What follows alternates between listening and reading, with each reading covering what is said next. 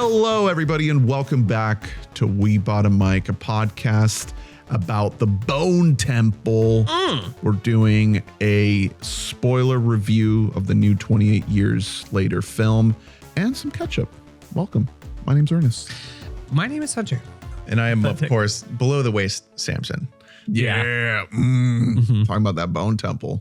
I don't actually think that. I think that's a level of dick size that's like inconvenient. Yeah, that's just be like a lot. Like, Well, that's why he doesn't wear pants. I have a lot of like 5-inch inseams, and like that thing's just hanging out of there. You can't rock that. Yeah, no. I think that is the level where I would actually believe a girl if she was like, no, that the big ones scare me. It hurts. Anyway, before we talk about the Bone Temple, we are going to talk about what we've been watching. We got to clear the deck here. We just announced our Denzel Washington series. So, before we get to that, we gotta run through some of these big things that have been coming out that we've been watching. So let's hit a few of these. What you guys got? I got a lot. Yeah, you empty the clip. Let me start with something that is, I think, a new show that's probably very underseen so far. That I'm really into. It's a show called Strip Law. Have you guys heard of this? I have heard of it. I can't say I know so this too is much about it. It's a new cartoon. It's on Netflix. The whole season is out, and it's made by a litany of people that I have followed on Twitter since probably like 2017, and then now most of them are on Blue Sky. But the creator is Colin Crawford, who I've been a big fan of for a while. He's been a TV writer for a good while. It's called Strip Law because it follows a lawyer on the Vegas Strip. So it's So it's like a Las Vegas show. The star of it is Adam Scott. And then the girl from Abbott, the best part of Abbott Elementary, Janelle James, the principal, easily the funniest part of Abbott Elementary. And she, again, like even just voice acting, she is so funny. This show, if I were to sell it to somebody, it reminds me a ton of the episodes of BoJack Horseman that are like just funny. Yeah, that was going to be my question. Is like, is this Netflix play to try to replace the BoJack energy a little bit? I don't think so, because I don't think it's going to reach quite as many people. A big thing of BoJack was people being like, no, dude, low key, it's like deep as fuck. Yeah, this isn't that but it has like just the pure comedy of BoJack. It has a lot in common where it is so dense with jokes. Like with spoken jokes, there are a million a minute, and then just in the background of every single shot, every single scene, there are jokes happening. Like you blink and you miss something. Structurally, it just follows a lawyer in Las Vegas, Adam Scott, who is basically, with the help of Janelle James, sort of realizes he needs to just like lean into the fact that he's in Las Vegas and stop pretending he's better than it, and like start doing like really stupid, funny stuff to win cases. It is just like a joke a second. It's really, really fucking funny because it's all these people that I know from being very online. The writing staff includes Tamara Yahia, Sean O'Connor, Branson Reese. Again, these are all people that I've just known for probably a decade, and all very, very funny people. They've all worked on good shows before. Them together is just, it's really cool just to see a bunch of people who from Twitter, who all know each other. Riffing. They made the trip made it out of the group chat. Yeah. You know what I mean? Like they really did it. The animation style, it's also not super dissimilar from BoJack, where it's not the first thing it reminded me of. Yeah, it may have the same people involved. I don't know, but it looks very similar. It's not like tough to look at. You know what I mean? Like it's not brutally lo-fi, and it's also not haha you clown. That's like the greatest thing you've ever seen in animation. I mean, that's the thing is, I'm watching this show. You have to remove haha you clowns from your mind, because haha you clowns is so unique and so it's like brain altering. And exactly, and you have to remember, there is room for cartoons that are like just jokes. Yeah. You know what I mean? Yeah. It's not like a whole separate like paradigm shifter. It just is really, really solid, funny comedy writing. It's super online, but it's just jokes of all forms, of all types. There's a montage in episode 1 that takes place, someone on the jukebox in some bar puts on the theme song to the Drew Carey Show, which if you don't know, that song is a fucking banger, and it's called Cleveland Rocks. And it's like a 3-minute montage about a song about Cleveland when this show is in Las Vegas, and that's in the pilot episode. Like, so it's very referential. It's very willing to sacrifice like losing a couple people like logically in order to make jokes. And I really, really like it. I've only seen a few episodes so far, but I don't know. I'm glad something like this got made. It has the specificity of like the comedy nerd stuff that like people talk about with like the best of Simpsons. Wow. It's not that good, of course, but it has that element, and then it also has like the Adult Swim like oddness where it's like willing to alienate people. I'm seeing Adam Scott's character's named Lincoln Gum. His name is Lincoln Gum. His mom was a lawyer also who worked with. So he is the Lincoln lawyer. Oh, well, wow. His mom worked with a guy whose last name was Nichols, and their theme song was something like Nichols and Gum. It's the two things in your pocket, and we'll keep you in the pocket of the law or something. Keith David in there. Yeah, he's Nichols. Yeah. It is Stephen Root plays a guy named Glenn Blorchman. Yeah, Glenn. Rounding out the cast. So like that's funny. Janelle James is like a street performer who's in a jury, and she starts working for him because she knows like theatrics and magic type stuff. So she helps him with that. Glenn is this old guy who works for him almost as like the muscle. He's like a slime bag. And then there's this like Zoomer young character who's like this weird girl, and her and Glenn have this really interesting friendship for like an old weird. I don't know. It has a lot of interesting stuff going on. It's a good show. I really recommend it, especially if you're in that pocket of content. You know what I mean? It's going to be something you recognize if you have watched Adult Swim in the last decade, but it's on Netflix. Strip Law. Nice. Yeah. On Netflix. Big recommend. Hunter, what you got? We can go one by one. Yeah, so the main thing that I've been watching, I haven't really watched anything new aside from some of the stuff that we talked about last week. And then we're going to talk a little bit more about Bone Temple. But at the Enzian, at the local art house there, they put on a whole retrospective series on Rob Reiner. So there was a point where I watched like 6 Rob Reiner movies in 5 days of just going to the Enzian and just seeing a bunch of stuff there. A lot of them were repeat watchings. When Harry Met Sally, which is one of my favorite movies ever. It's probably, if I was to like make a list of like mine and my wife's favorite movie together, it might just be When Harry Met Sally. It's the greatest rom-com ever made. Yeah, it's crazy. It's the rom-com. It's perfect. It's a lot like the Beatles, where it's like it created everything, but also it's better than everything. It's so funny. Like, it's one of those things where like you forget how funny it is. Like this time, the joke that I like latched onto is whenever they're just at the batting cages or whatever, and Billy Crystal's just sitting there talking. He's like, "Yeah, I like made a woman meow last week and everything like that." And he's just like, "You made a woman meow?" He's just like fascinated. There's like missing balls going by. I'm like, "You made a woman meow?" It's so good. So fucking funny. I love that movie so much. A Few Good Men, which we talked about in the pod series.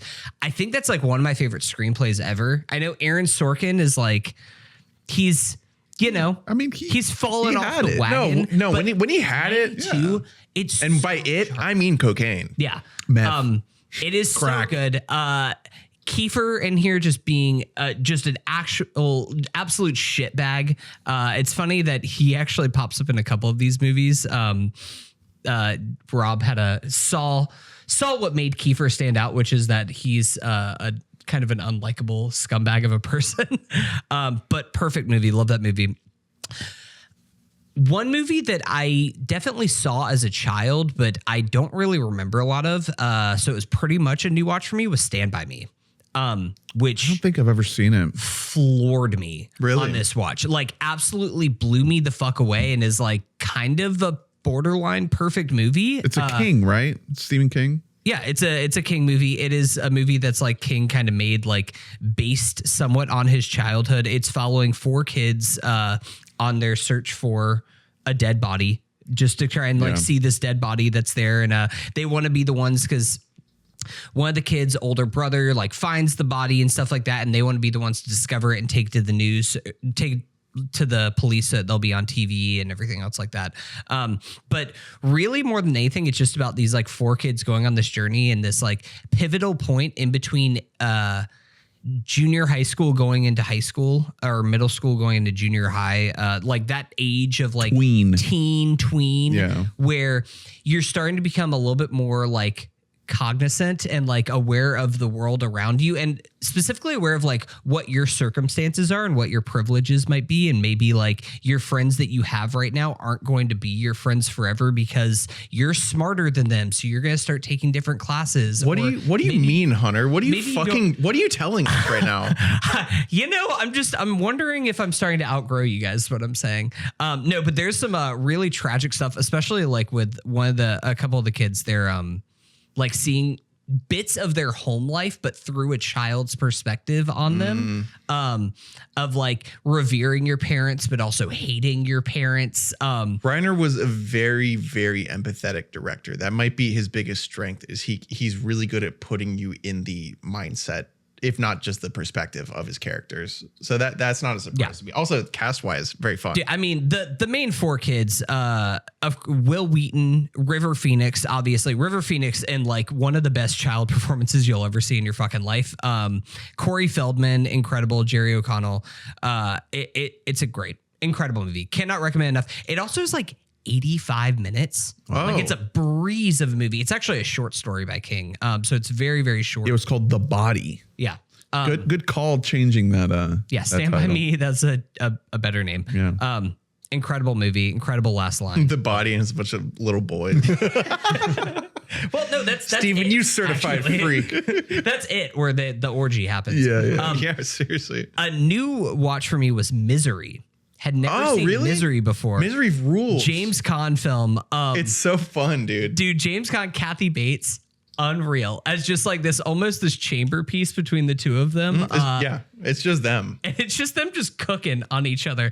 Kathy Bates is like, I mean, obviously like she became known. This was like her massive, massive breakout. And to this day, like saying that you're going to misery somebody like has its own like iconography Kinky. Because of what he did, or because of like what this movie does. But it's so good, man. Again, it's just a movie that is just a breeze to watch. It's so funny, so much funnier than I was expecting. Yeah, she's a fucking weirdo. Yeah, there's a lot of. Her whole thing is that she just like hates that like in his new book, like he's cursing. He's like, this isn't you. Well, it's very prescient about like fandom. Yeah. Oh, and how maniacal it makes people like that, for that to be like in the 80s.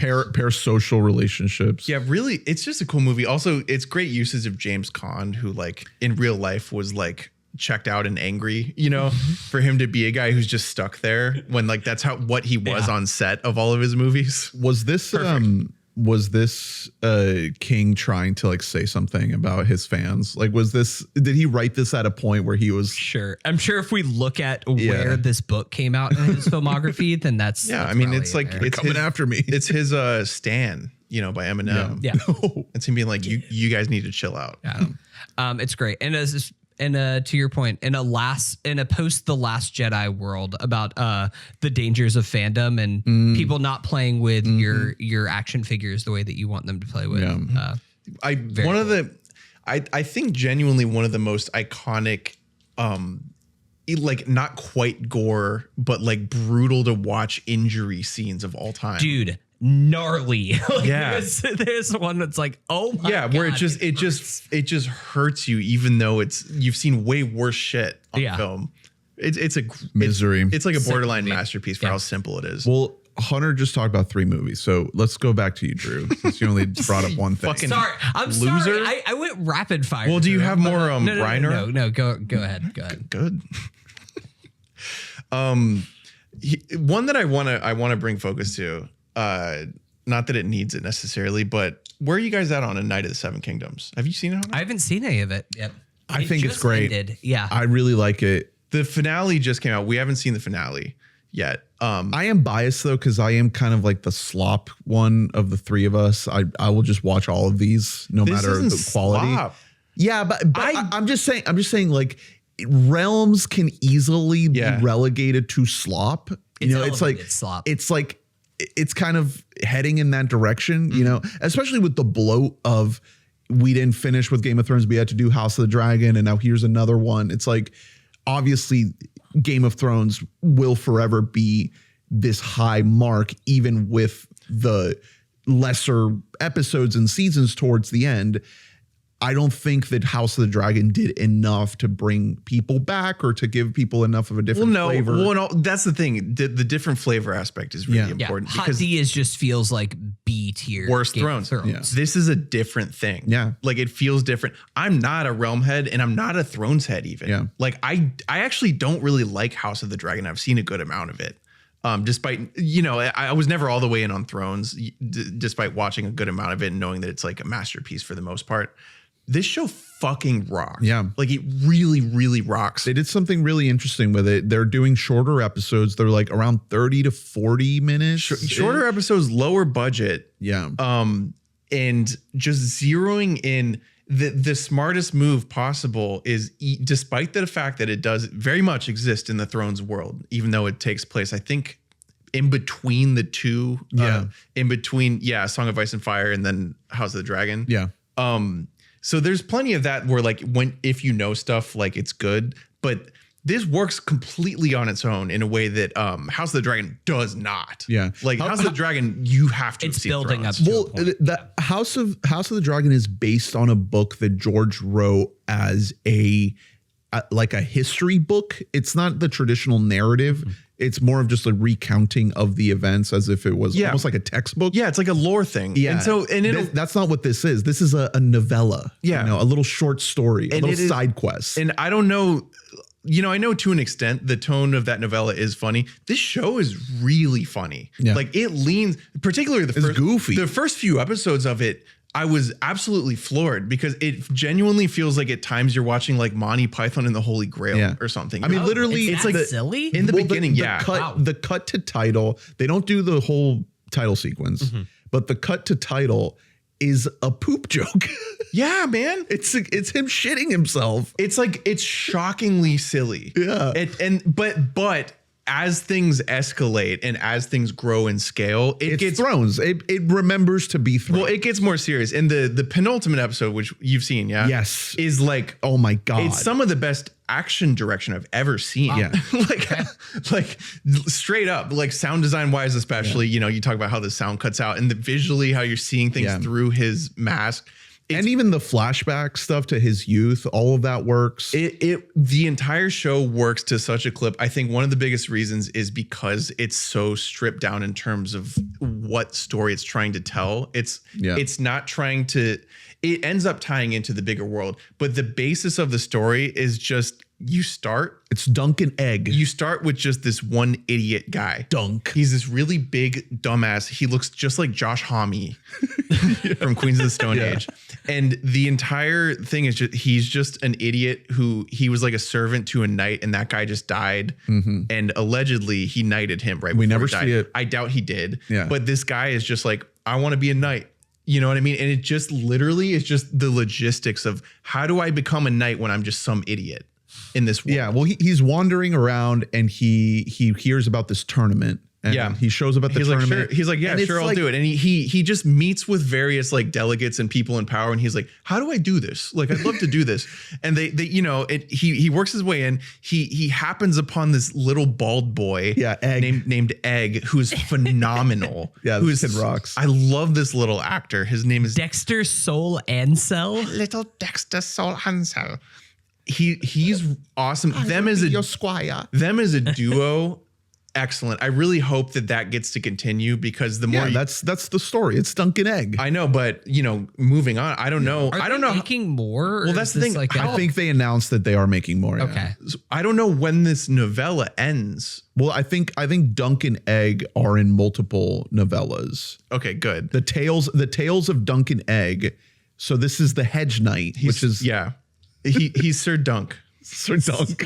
Dunk and Egg. But it's just shocking in tone, especially toward the beginning. And even getting into the you know, the more serious stuff and the more lore heavy stuff. So there are three novellas that he's written. It always takes time to be funny. in ways that you would not expect. There's one point where like things are pretty serious, but then, you know, and he's kind of lurking, he's learning things, he's listening to a very serious conversation. And some girl just like, you know, she says something to him, she's like, hey, what are you doing here? And then before she leaves, she just kind of like hits him and she's like, you're big and stupid. And she just leaves. Like, it's like, what? I don't know. I just can't imagine also the editing of it too. You know, there'll be moments when like something dramatic will happen and it'll just cut really fast to everyone's reactions. Yeah, man. In like a comedic way, you know. But when it gets dramatic, it gets very dramatic. Yeah. And I don't know. There's been sort of a linear, you know, as it's gone on, it just gets more and more dramatic. Yeah. So I wonder, you know, if the show is to continue, what it's going to be like. Reset back down, or because it's gotten dramatic, but it feels very earned, and it's still. The budget almost helps it because it feels so stripped back. Well, the choice to be focused on a single story, you know, Game of Thrones and House of the Dragon are big ensemble stories, many characters. You're jumping around all over this map. That's why the intro sequence is the map, right? Or the family tree or whatever they do to kind of let you know where you're going to be. You're just following this one dude and his friend the whole time. That's it. You're not really going beyond that. And the people that they're meeting are not necessarily like the big players. Like yeah, you do meet some royalty. There's Baratheons, there's Targaryens, they're in here.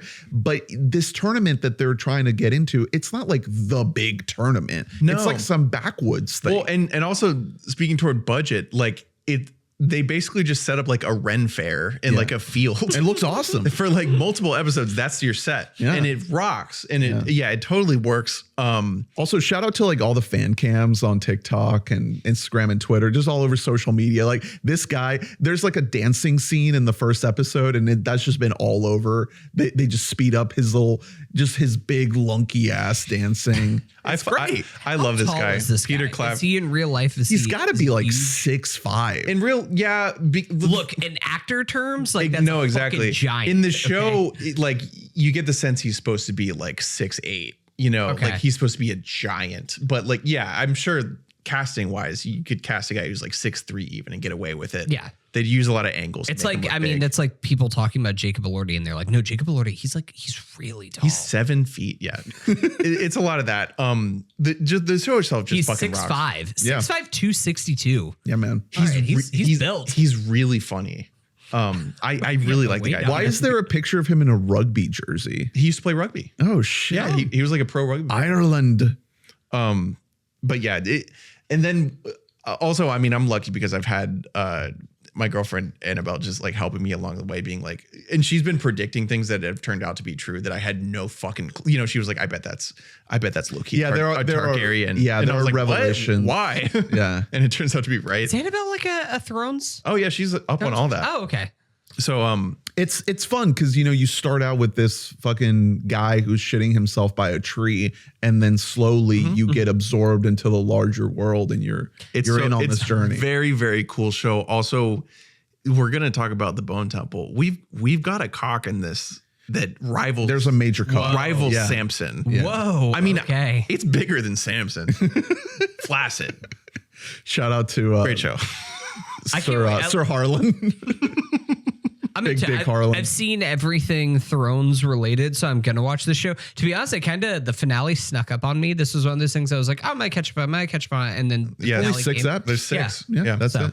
Shout out also the House of R podcast. I've never really dove into it. Too many episodes. So I can't. They go talk about a long fucking podcast. Ernest, that's what I was gonna say. They after every episode they do about an hour recap, just instant reactions. I do listen to that one, the Chris Ryan one, and then 2 days later they put out a 3-hour episode about each episode. So can't do it. I did some of that with Hot D, like season 1, and then I couldn't keep up with it. You're saying too many names and things, and I just I'm not. It is cool to learn more about George R.R. though. Yeah. He's a very fascinating guy. I do love how like Joanna and I guess Mallory too, like they are so knowledgeable. They know like everything about this fucking world. Yeah, like the most minute details. They've annotated the books. As you know what I mean? Like real world. Yeah, like they exactly. So th're really insane. they're really up on all the adaptation choices that you wouldn't know. Hey, maybe I'll finally read these damn books. I'm traveling a lot. There you go. One thing that I didn't, I always forget that George R. R. is American. Oh yeah. Isn't that so he just weird? Seems like the all these shows are so European. Yeah. And like honestly, all of his Also, his name is predecessors, George R. Martin. all of fantasy's greats are British as And well. he's from like fucking New Jersey or something. Yeah, Like, it's really interesting. And also just, I don't know, to hear from them that the general literary consensus that he actually is America's Tolkien, you know? yeah. Maybe finish those books, George. Interesting guy. Maybe get around to it. Big recommend. Like it. Well, I just guessed New Jersey and I was right. Hey. Look at me. You mentioned a large member. I've been watching The Pitt. Nice. Episode 2, season 2 of The Pit. It's okay. Is It's in pretty big. contention. Well, I mean, it's not.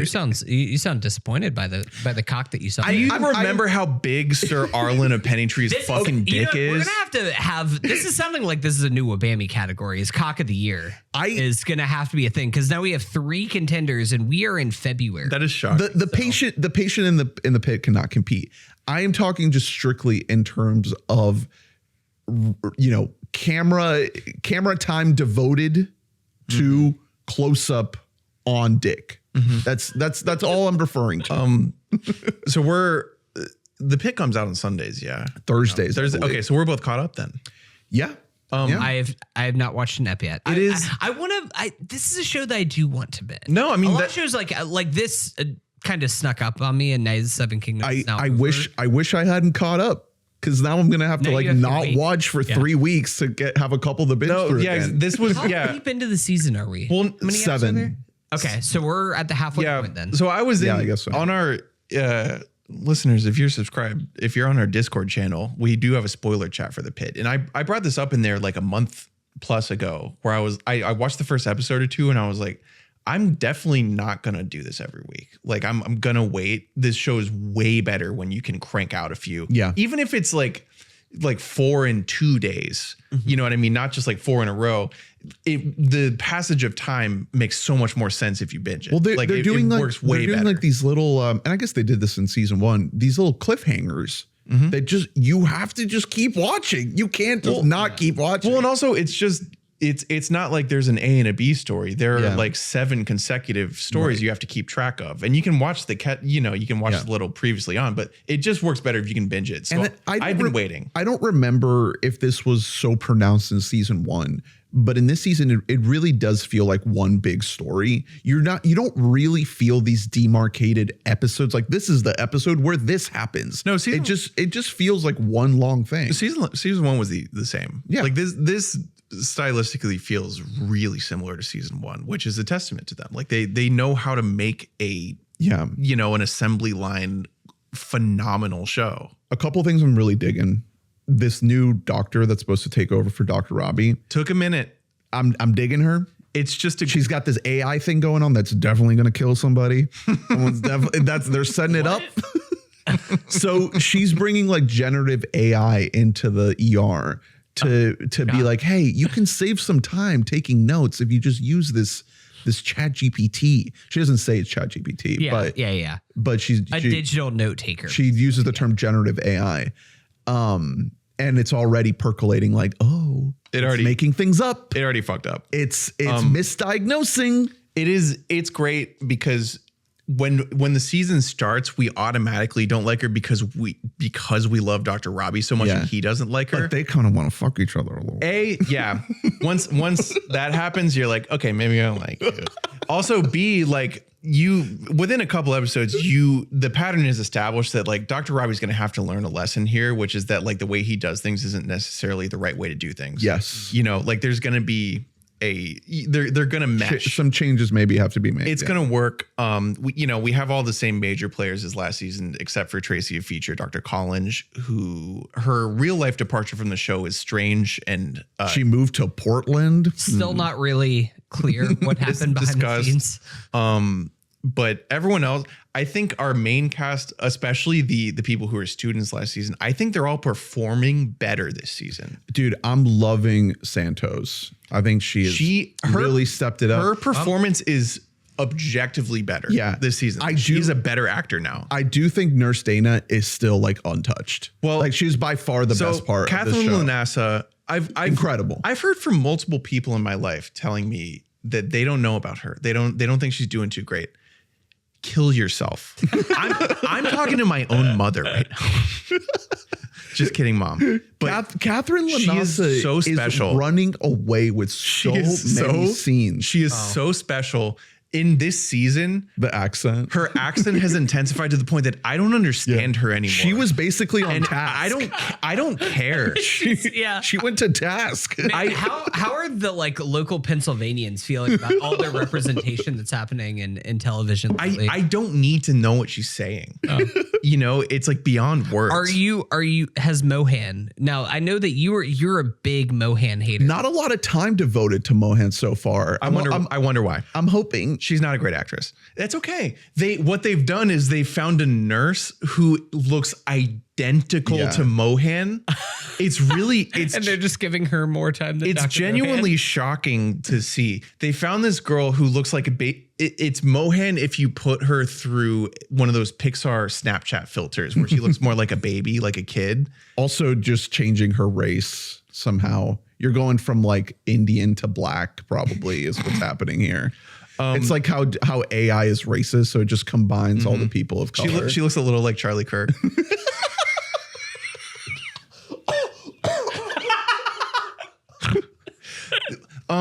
Whitaker, his accent's gotten a little better. He's in a position of leadership. He's leading his own. What did you say? His shadow. His Waluigi. Yes, he has a Waluigi this season, like a tall, evil version of himself. Oh my God. Who fucking sucks, and I want to shoot with a gun. The actor's doing a great job. It's just this character you want to murder. Yeah. Luckily something great happens to him in episode 5. Oh my God. I remain very charmed by Shabana Aziz, Dr. J Javadi. Yeah. I think she's awesome. Good stuff cooking for Dr. J. She's very, very cool. And then genuinely, I don't know how Taylor Dearden makes this work. Dr. Mel.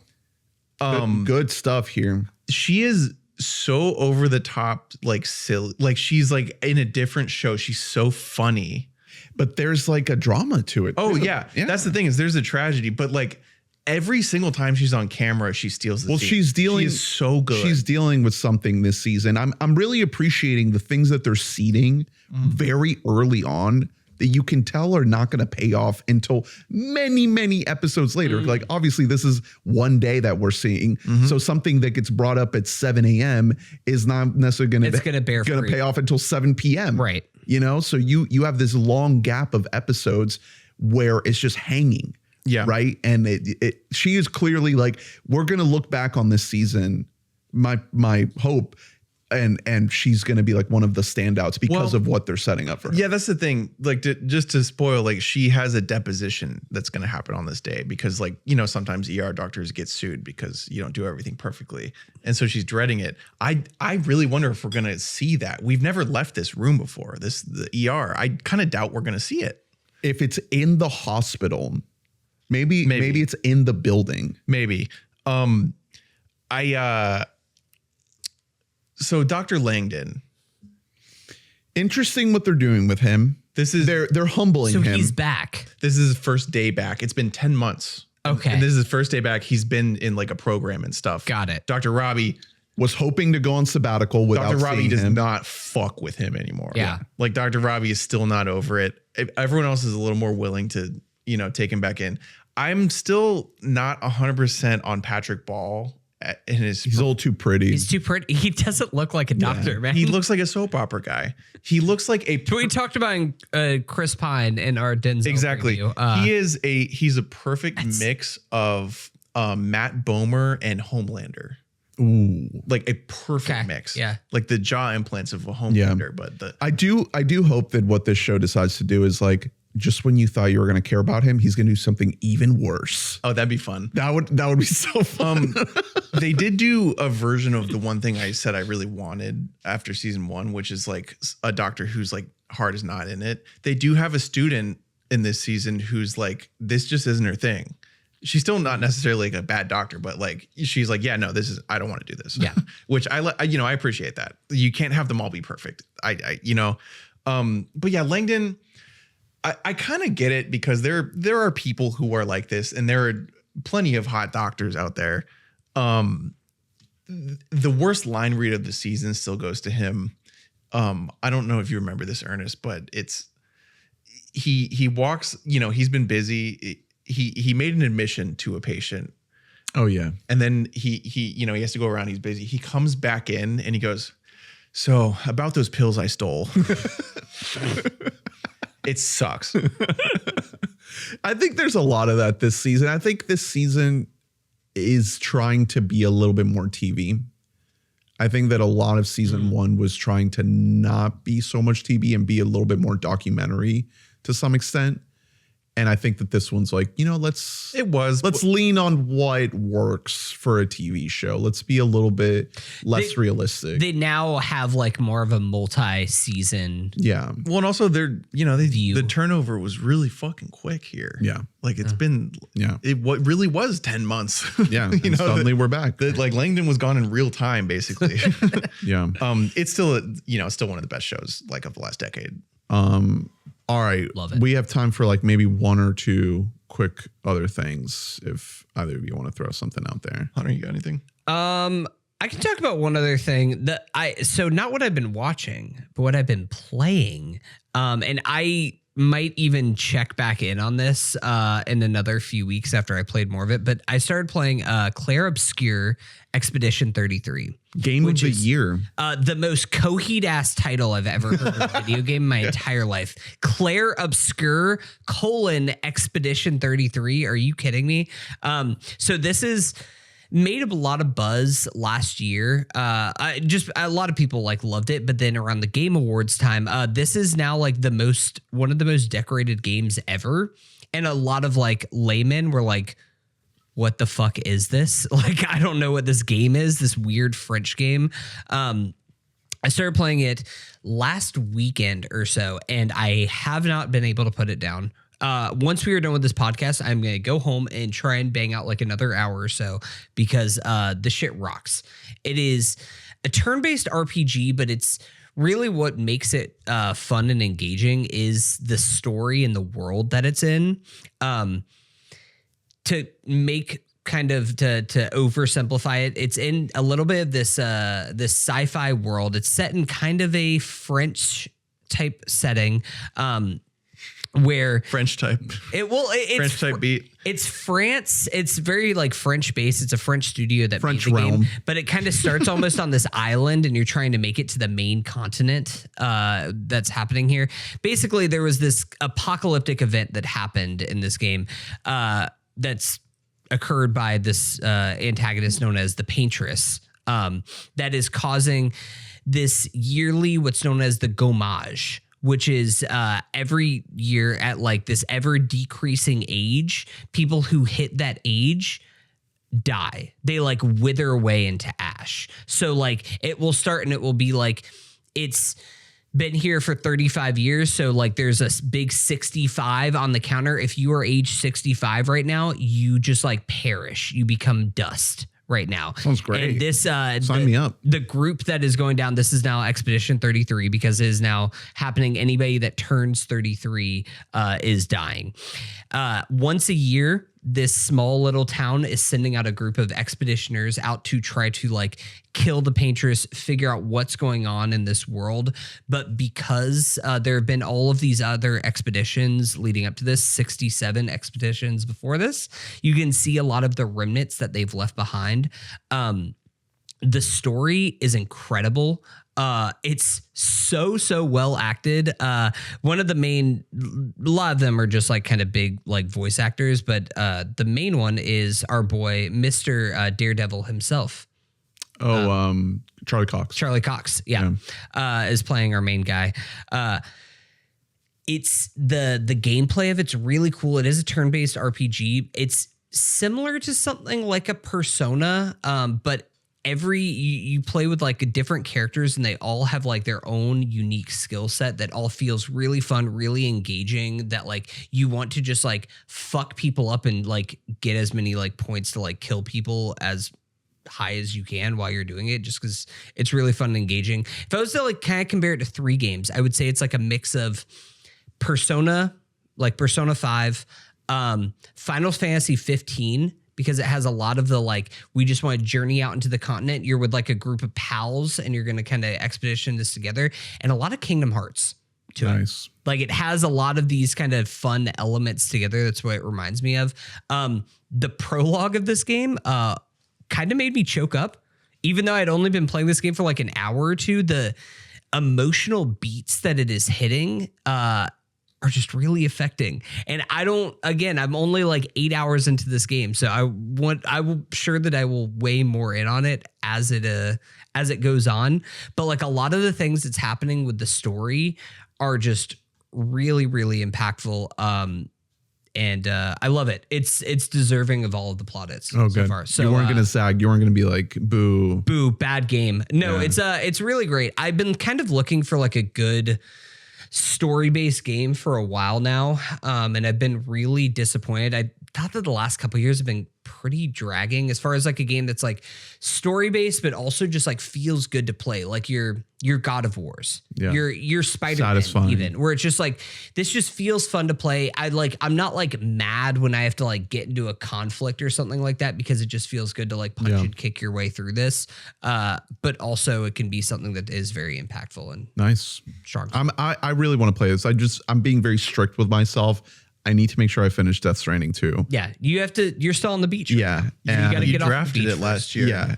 I have no idea how close I am to finishing this game. I put like 60 hours into it. I might have like another 40. I mean, if it's anything like the first game, you will have, just go ahead and account for a 3-hour cutscene at the end of the game, because that is how the first game ends, is a 3-hour It's amazing. I love it. It's just, it's a fatty. But yeah, I'm excited for Clair Obscur. All right, a couple shout outs from me before we get to Bone Temple. Listen, I've got more. I'm really sorry. You go ahead and do yours, but okay. I just don't want you to be like, oh yeah, I'm going to do mine and then we're going to move on. Well, I just want to urge again. I mentioned this before. Nirvana, the band, the show, the movie. It didn't make a lot of money at the box office. You know, Matt and Jay are out there trying to sell this thing. You're fucking watching Wuthering Heights or whatever the fuck, and not. I'm gonna Canada's greatest soldiers are out here. If I see it, can we just do a whole episode on it? Yes. I would love to. I would love to. Then we will. I would love to. Let's do it. I need to see it again. It's not quite making the Marty Supreme level money. You know, if they would have put Timmy in here, maybe it would have ricocheted. I've heard Matt I don't Johnson think they made this movie thinking it would make they didn't. any money. I know. Maybe they convinced the studio it would, but like they knew it would not make money. The country of Canada might have been expecting it too, because this is kind of an advertising campaign for the great city of Toronto. I would love for people to experience it because it's fucking incredible.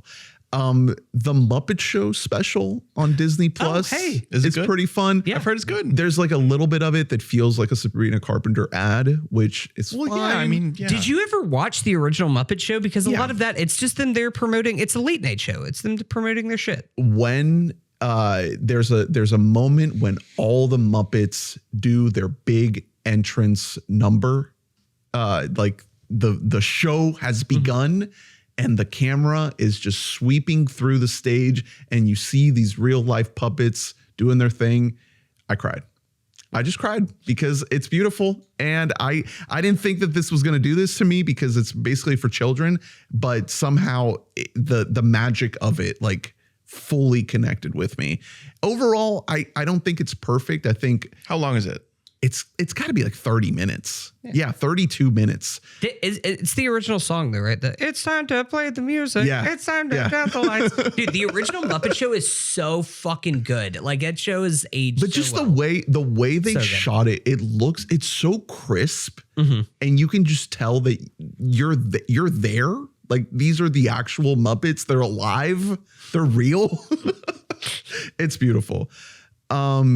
We talked about The Moment, the Charlie movie. I think it's good. It's growing on me. It's sitting well in my head. God, even if I was upset that I didn't get to hear the Bratz songs in the theater. Cool.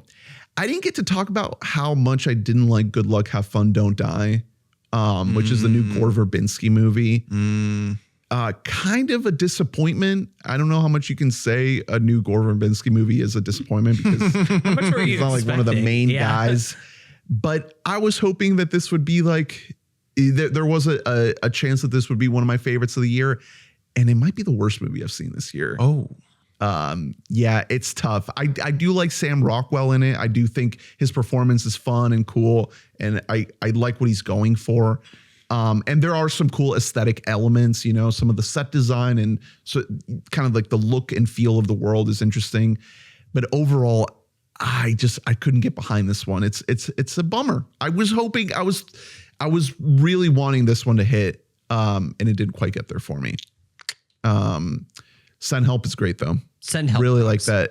Yeah, the new from Sam Raimi. Really hope more people get to check that one out. Yeah. But yeah, Drew, what you got? What were you going to say? Oh, no, Drew, before you introduce your movie, I'm going to say a movie that you're about to talk about. There have been like 4 different nights in the last like 2 weeks or so where I have been looking at just like going solo to see this movie. And I'm like, am I allowed? Is it like weird if I just go and I see movies by myself all the time, but I'm like, is it weird if I just go like solo when I can just see groups of pairs linked up across the movie theater? I'm just like going raw by myself to go see Wuthering Heights. Just pick a seat right next to someone. That's what I thought. Right next to a couple. I could just be like, hey, fella, how you doing? I saw Wuthering Heights on quote unquote in quotes Quote, on Valentine's Day on a big screen. I have never seen an Emerald Fennell movie. Mm-hmm. Really? More than familiar with all of the discourse. Promising Young Woman? No. Promising Young Woman, good movie. Yeah. It's been relitigated as actually, you haven't heard, it's actually bad now. Yeah. From what everyone is saying. No, I know. I know people really hated Saltburn. I imagine if I saw that, I would hate it too because I love Talented Mr. Ripley so much. I didn't really find much to like hate about this movie. I liked it, to be honest. Sure. I don't think it's great. I don't think it's phenomenal. It's not by any means like a great adaptation. I don't think it's trying to be of the novel Wuthering Heights. Which I've heard there's stuff in that novel that if you put into a movie, people will they'll riot a little bit. Well, and also it's also just in terms of the amount of stuff that happens in the novel. Like I think she cut it off at a pretty smart time. Hearing like it gets into like generational stuff. Like it gets into like their kids and like you know what I mean. So that stuff. I'm sorry, you know, everyone listening. This isn't going to be a trilogy. Mm-hmm. It's an Emerald Fennell movie called Wuthering Heights. So quote unquote. You got to be okay with none of that making it the final cut. This is just like F1 registered trademark the movie. Like we are obligated to call it quote unquote Wuthering Heights. Quote Wuthering Heights unquote. Yeah. So what there is to like about it, whether or not they're the right people to play these parts, particularly Margot Robbie, I don't have anything to say about it. I've never read the fucking book. Age-wise, things definitely don't line up from what I've heard. They're just good actors. You need to stop thinking that hard. They're really good at acting. And when you see them on the screen, you're like, wow, that's a good actor. I think that there's an appropriate amount of camp here, that it's very fun, particularly the first half of the movie. Like you're very intentionally just kind of having fun while watching it. That's great. Aesthetically, there's tons of great shit going on. She knows how to shoot stuff. It's also a little bit imbalanced, I would say, because the Wuthering Heights itself, which is like the sort of manor that the two of them, along with Margot Robbie's dad, live at as, you know, children, I think is really, really poorly designed and poorly decorated. Oh no. There's a lot of like, you know, there's a lot of like intentional stuff about how they made it look weird, you know, on purpose to like sort of like keep you off kilter. The whole place, it almost felt like a budgeting issue. It's set against like the back wall of this house is like a giant like black, it's like a mountain almost. Like it's just like they're on like a huge like quartz wall. It doesn't make any sense. Like a cliffside, basically. Yeah, kind of. But it's like there's just like a mountain going above them. And so a Heathcliff. Wow. Whoa. It's just the sense of location wise, that's where the looks of this movie really, really fail, because you have that's where they are. You go in one direction and it's just pure nothingness. A lot of scenes in this movie take place in like just sort of like what you'd see in like 28 Years Later, The Bone Temple, just like vast nothingness, like highlands, openness of Northern Europe, which is, sensibly that's like what you would see back then. So it makes sense. However, if you're to get to where Margot Robbie ends up, which is at Edgar's like manor, that's like down almost like a mountainside that's more forested in one direction, and you can almost kind of see it from where she's at, but it's also really far away and hard to get to. So the sense of location stuff really, really stinks and like doesn't make a ton of sense. Again, if you just can't think super duper hard. She's really, really good at utilizing sound design and utilizing soundtrack, and the soundtrack is done by Charlie XCX, and that's really cool. She is really, really good at framing moments. The shots from the trailer look fucking awesome. There are so many phenomenal shots in this movie, like artistic, like visionary shots where you're like, wow, she has sauce 100%, especially once you combine them with context. A lot of the time it works better, but especially with audio in the movie, you're like, wow, this is effective filmmaking. It's a good old fashioned movie making. I haven't seen her other two films, but I'm working on a pet theory that maybe she is just Zack Snyder for girls. Sure. Does that make sense? I mean, hey, I like shooting specific shots, the whole like take a screenshot, put it on a poster kind of thing. She has the ability to form moments that feel iconic and important. And also, even, at her best, like entire scenes and sequences of this movie feel great. Like they all feel great. As a movie in entirety, I'm not sure it completely works. Like it feels like there are times where we're just skipping over long stretches of important stuff and it doesn't make any sense. But, she's adapting something, so that's going to happen. Also just tonally, every now and then there are just like weird shifts that do not work in terms of like the vibe that she's established, because vibe is so important in a movie like this. So that doesn't always work. But usually what you can fall back on is it looks pretty cool and it's starring two really good actors. Yeah. I've heard that like one thing is for this, like one thing that a lot of like more critics, I say that with like a capital C, had going into this movie is that they bumped up against the fact that like, not to compare one Jacob Elordi movie to another Jacob Elordi movie, but the subtext is the text in this movie. And like, it's very much like, exactly what it is and what it is trying to say, and it will beat you over the fucking skull with what the messaging is and the metaphors that are there. Yeah, definitely. I think she knows that this isn't like a movie for like film heads. Yeah. Well, also, I mean, I think that in the book, the subtext is kind of the text too. That's like, another thing with the Austen, with the Austins is like their books are very, very much like just about what they're about. Like it's not like this is a book that's just full of dimension and subtleties necessarily. That said, there's way more going on in the book. But again, like you cannot adapt that whole book into one movie and have it make any sense. There's no way to do that. But just as its own product, for the most part, the movie really worked for me. My girlfriend, Wuthering Heights is one of her favorite books ever, but she also went into this knowing that this was not going to be an attempt to adapt that book. You know what I mean? Like she had it fully separated in her head. Like this isn't going to be that. Love this book. And I've heard from many people saying this is like their favorite book. And again, there are components of that book that Emerald Fennell decided just not to include. Particularly, honestly, Jacob Elordi's character is supposed to be a brown guy.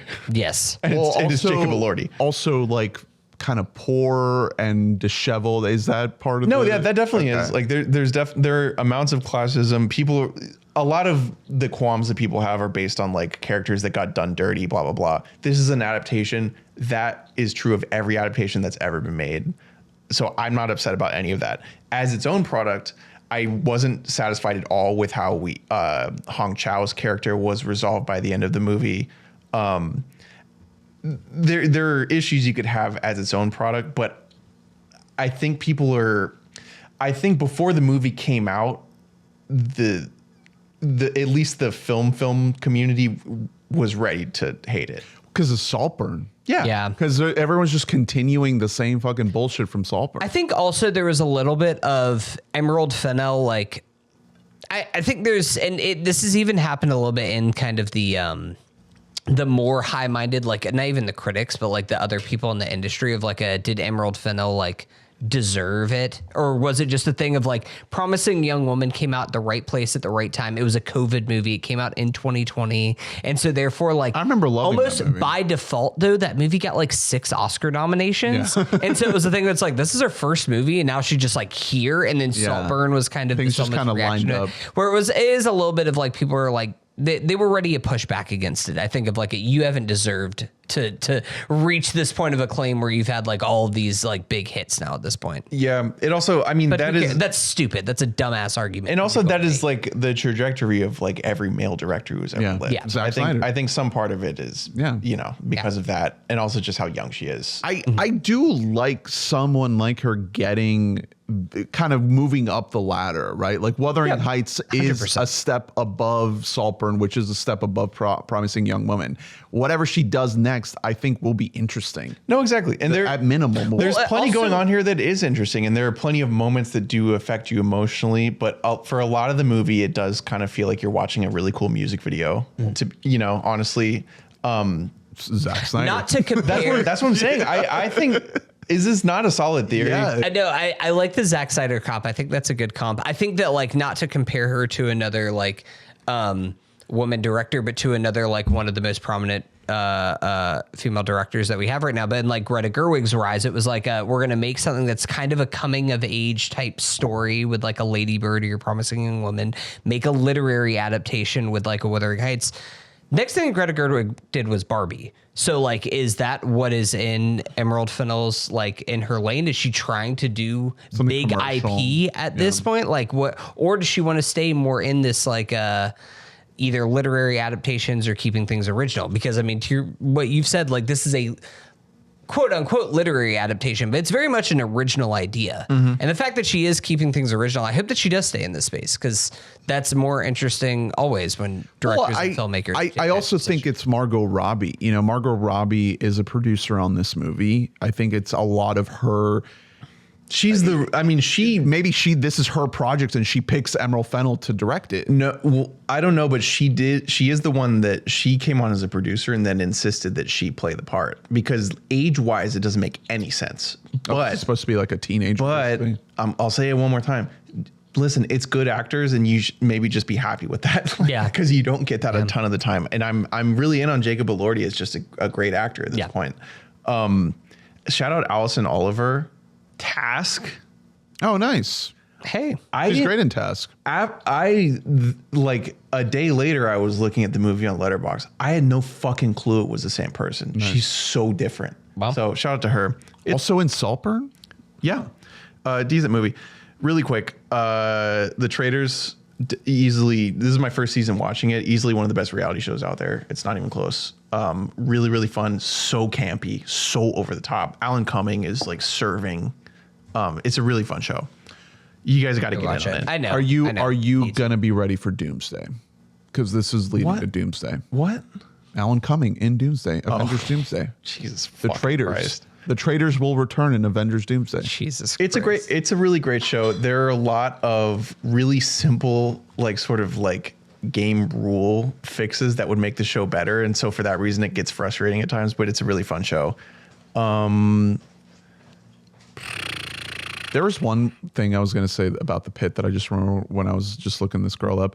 Doesn't the girl from The Pit, the doctor, look like the girl from The doctor who? The French girl, the new doctor from the Pit. Oh, okay. Doesn't she look like the girl from Portrait of a Lady on Fire? Yeah. Yeah? But like 10 years older. Yeah. Yeah, for sure. Yeah. That's good. Dr. Al-Hashimi. Yeah. Really quick, I saw Almost Famous for the first time. I still need to see this. Yeah, neither of you have seen it. It's like an instant classic. It's, Cameron Crowe. I was texting with a friend of the pod, Colin, about it, and he was dead right, where it's like if we had seen this when we were like 14, 15, it would have like one-shotted us. Like it would have killed us. Because it's about like a young teenager getting, going like fully deep into the world of 70s rock journalism. Yeah. We would have died. It's a great movie. It fucking rocks. What's the kid's name? He's not very good. Jason. No, not Jason Lee. No, that's My Name is Earl. Jason Lee's fucking awesome in the movie, though. He plays the lead singer of this like mid-tier band that they're following. Patrick Fugit. Fugit? He's in Gone Girl. Yeah. He's the cop sidekick. So is he just like have major hots for Kate Hudson? Yeah. Yeah. Yeah. And Kate Hudson is like such a like debut movie star performance. You know what I mean? For the ages. It's like, yeah, like Cameron Crowe like shoots her as if like this is your next god, Yeah. And then what's his name that I brought up earlier? Crudup. Billy Crudup. Easily the most interesting part of the movie for me, because you watch him in this movie and you are absolutely certain, beyond a shadow of a doubt, that he will be the next great American movie star. And then he wasn't.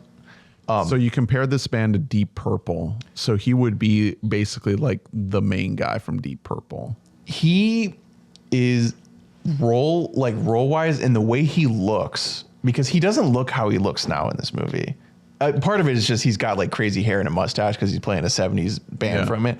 He is so fucking good and charismatic and cool and hot. Like I was not ready for it. It almost reminds me of when you watch Dead Poets and you're like, okay, so the big star out of this movie is Sean William Scott, right? Right. And he's not. And it's because that guy just is like lazy. He's talked about it in interviews before. And B, he just preferred theater. I think Crudup just prefers theater. Yeah. He has Tonys. He's not Jay Kelly.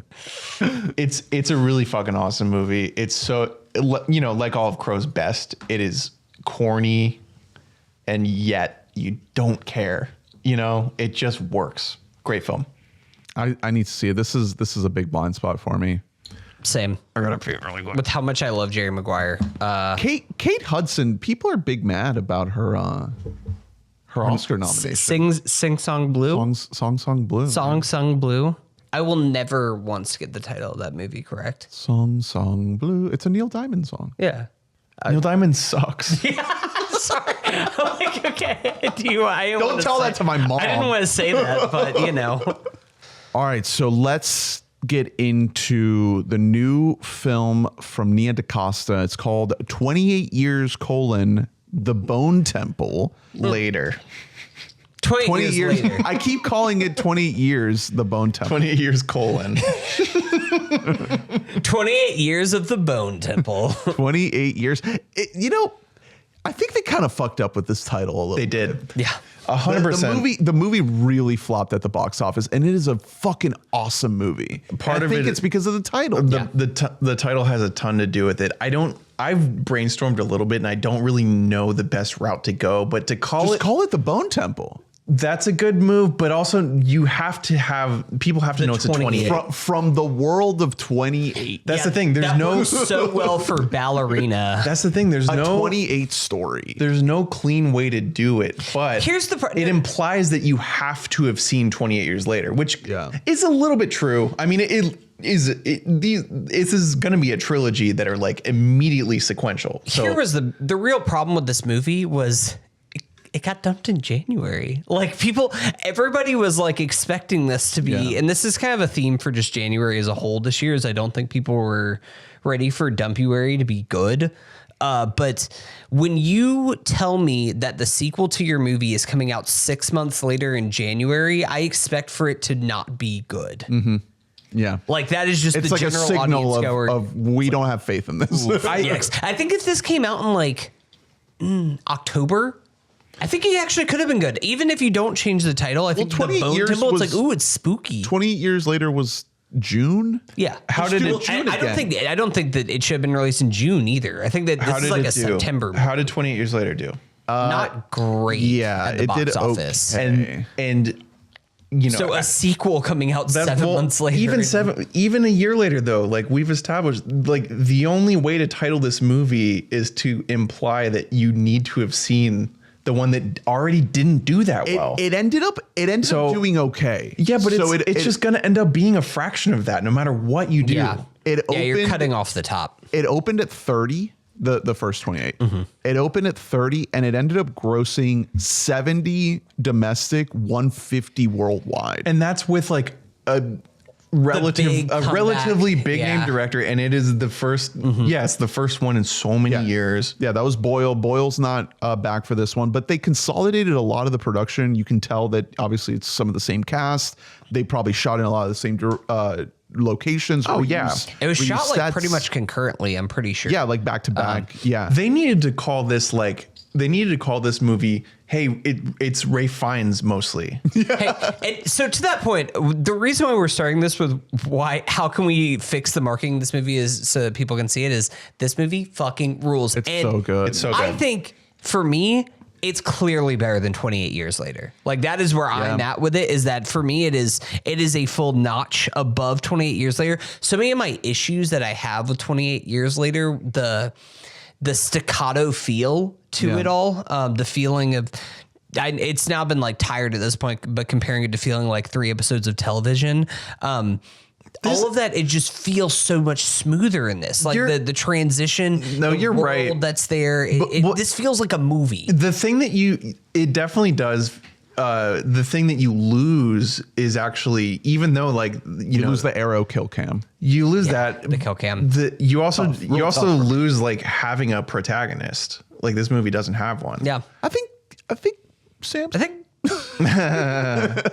Like I mean, It's it's big John Ian Cox. Kelson. It's Ray Fiennes. That's ultimately one of the things that surprised me with how well it worked in 28 Years Later is that this protagonist, this boy, is a good actor. He's like barely in this I movie. like following that boy in 28 Years Later. And we really deviate from him. When 28 Years Later ends, I think that's a horrible ending. Because It's so weird. Well, because it's like tonally so different when you meet Jimmy and like his like parkour gang. You're like, what the, With the Teletubbies fuck is music. this? Why do they look like Chobs? It's a bookend to the opening of that movie, which is Yeah. kids Yeah. experiencing the end of the world while they're watching Teletubbies. Well, and this movie also ends with another coda that is like bringing in a different Yeah. story to set up the next one, but it get feels to like it's the same movie in a way that didn't. Right. You're right. But it's all written by Alex Garland. Like the weird thing is you try to think, okay, they're going back to this world after the original film because 28 Weeks is not Boyle, is not Garland. It's fucking bad. That's like its own thing. So, Boyle and Garland are coming back for 28 years later after they made the original film. And you start to think like, okay, what's the take? What's the angle, right? You watch that first movie of the first 28 years and you think, okay, this is a take on Britain. This is a take on the isolationist nature of Brexit. This is a take on maybe COVID and just the narratives of Britain trying to maneuver itself in the 21st century. It's also a gnarly zombie movie. This movie, Nia DaCosta, adapting the furthering of a Garland story, he's still in here, is none of those things, right? Like this movie is very much the duality of faith versus science. Full on cynicism and violence and this notion of like giving yourself over to full on evil, right? When we're all stuck in one place, what do we do to each other, right? It's not just about the forces that can put a nation to isolate itself. It's about what happens when you are isolated and what are you left with. So I think that this movie, I think finally like unlocked for me what my thing is with Alex Garland, because like I'm not I'm not an Alex Garland lover, but I am not an Alex Garland hater either. Like, I do really like a lot of Alex Garland projects. And I think for me, where I fall with Alex Garland is that I don't think that I can connect with him whenever he is trying to tell human stories, but I do think that he writes some of the big theological ideas better than almost any other sci-fi writer that we have right now. Like things like the first half of something like Devs. It works really well. Yeah. Some of the more sci-fi aspects of something like Annihilation, even Ex Machina. Like, I think that those things do work whenever you're talking about more of the abstract, more of the ethereal, the like, what is it to be a human? What is it to exist?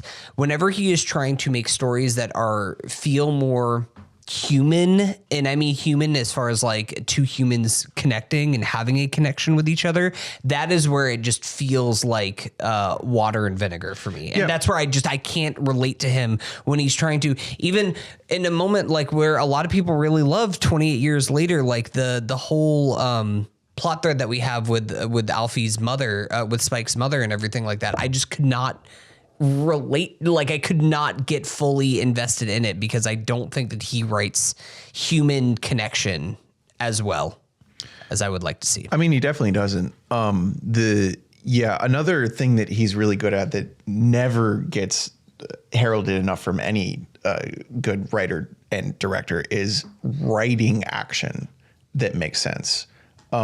Because when action happens in these movies, it's always for a purpose. It's never needless, but it also leaves space for the action to just be cool or or fucked up or gross or whatever. But there's a build. You know what I mean? It's like a stepping stone to another scene. That's a hard thing to do. Well, I think this one forgoes a lot of the zombie stuff in a way that's really interesting. That any time that there's a zombie action scene, it's very quickly kind of disposed of. It's not, they don't linger on the zombie. This movie lingers on like torture sequences in a way that none of these movies really have before. It's a lot of human on human violence. Yeah. So it's way more fucked up. These movies, the whole thing with the 28s is that it's very fast zombies that run at you and tear you apart in 5 seconds. And you don't feel so bad when they get disemboweled. Yeah. This one is more so, okay, what are these people going to do to make you feel this pain in an incredibly drawn out way?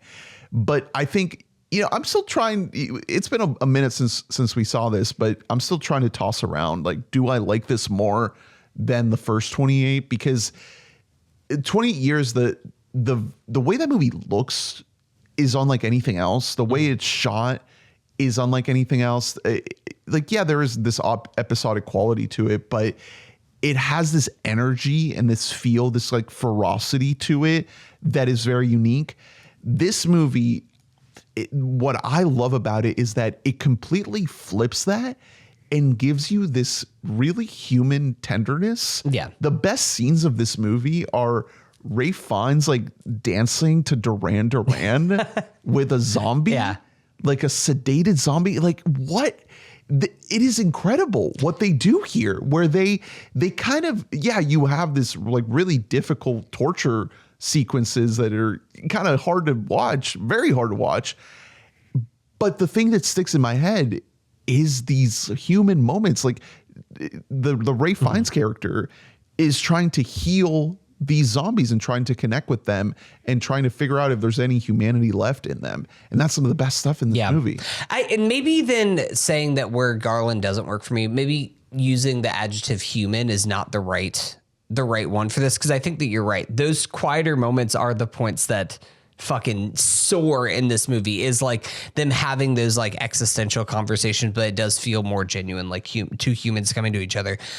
The torture scene that you're referencing that is like so upsetting to watch, that works because it's like, hey, maybe those zombies were actually kind of humane by just tearing us apart quickly. And like the fact that it's now something where it's like, oh, the real monsters are actually the people that live next door is like, that's something that it's been done before, but it's never quite been done like this. There are things about this movie that I think are quite noticeably worse than the last 28 years. The the family that they happen upon, that the Jimmys like the end up dismembering, like that whole intro of them when we meet them, that kid, the young boy, he's got like product in his hair. Like, what's going on, man? It's been 28 years. Like, how do you look like that? You know, and you understand immediately that they're there just to die. Yeah. And you don't connect with them at all. And, you know, there's little moments that do pop. I think that the scene when they're in the house and the tension's building is well done. And you kind of get these moments, you know, in the torture and after the torture where you do see that humanity sort of clicking closer. Obviously, we're following little boy and his whole ordeal. And I think to your point, Drew, about like, do you need to have watched the last 28 movie? If you haven't, you don't really understand the kid at all. No. And you don't really see him as a super important character. But I think everything else in the movie works really well on its own. No, I think it's really just his journey. I do think that you need to have seen the first one to understand Dr. Ian Kelson and like why this guy isn't a freak. Like what's his deal? Yeah, well, and just like they do enough to catch you up. and just like how you know, just like how Alfie Wyatt, they have a relationship. Yeah. You know what I mean? That ends up mattering a lot to the plot. That said, you know, if we're speaking toward any deficiencies that Garland might have, just like I was talking about with Wuthering Heights, this movie is anchored by one of like our 5 finest actors that we have, Ralph Fiennes, who's just like on another, he's on another planet. This is, I mean, as someone who just watched Schindler's List for the first time this week, this is up there. This movie is just the fact that he's a showcase. The fact that he's like this good of an actor and he's doing movies like this, and it's not, you don't get the sense that he's doing it for the paycheck, because he's not fucking phoning this shit in at all. Yeah. He just likes doing a variety of stuff. Yeah.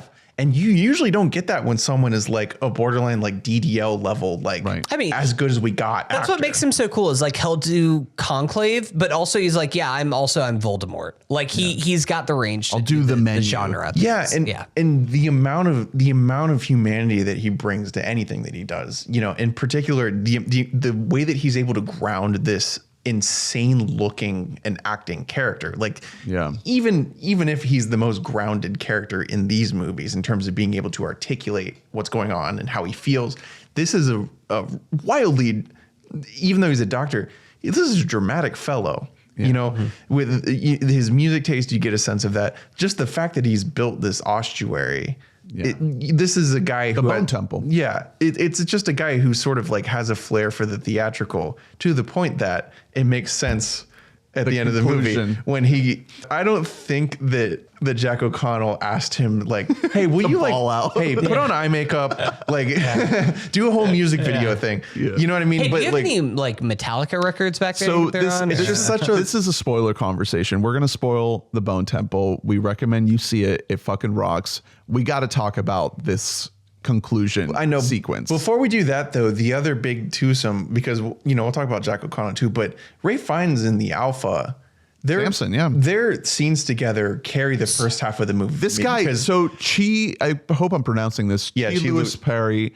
What a phenomenal performance. Mm-hmm. Barely any so lines. Physical, yeah. Mm-hmm. A lot of grunting, a lot of looks, a lot of like physicality, and it's just, you know, speaking towards Garland's strength, it's just great as like a theoretical, it's an idea. Like, what if, you know, this doctor was able to undo it? Yeah, he was just able to, like, he had the sense of empathy to want to understand this guy and sedate him and like, exactly, and keep him alive when he should be killing him every day. Yeah.